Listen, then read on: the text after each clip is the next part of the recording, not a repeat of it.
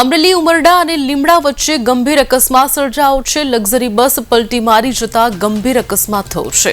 બસ ચાલકે સ્ટીયરિંગ પરનો કાબુ ગુમાવતા બસ પલટી ખાઈ ગઈ। ઘટનામાં 8 કરતા વધુ લોકો ગંભીર રીતે ઇજાગ્રસ્ત છે।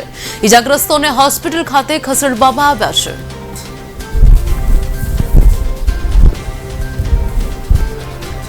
મહત્વના સમાચાર સામે આવી રહ્યા છે। ઇજાગ્રસ્તોને હાલ તો હોસ્પિટલ ખાતે ખસેડવામાં આવ્યા છે।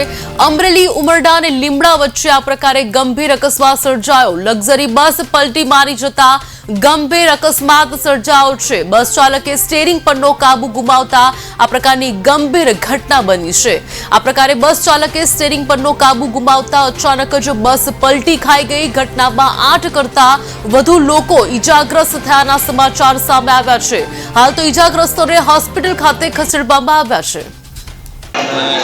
સુરત નગરમાં જતા બસ જાતી હતી કેમ એણે ટેરિંગ ગુમાવી દીધું એ અમને કાંઈ ખબર નથી। અમે તો બહાર નીકળ્યા ત્યાં લોહાણ હતા। બહુ ઝાઝા જણાને વાગ્યું છે। બસ આખી હલોહલ ભરી પગની કોઈની જગ્યા નથી। અમને કોઈને ખબર નથી। બહુ ઝાઝા જણાને વાગ્યું છે। દામનગરથી આવું શિવ કમલમાં બેઠો હતો। 9:30 વાગે નાના ઉમરડા પડ્યા કે બસ હું થયું કાબુમાં ન રહી કાંઈ ચાય નહીં। બસ કાળિયામાં ઉતરી ગઈ। હું આગળ બેઠો હતો મને ઘા કરી દીધો। બસ ફૂલ હતી? કેટલા લોકો હતા? બસ ફૂલ હતી। કેબિનમાં 3-4 જણા બેઠા હતા।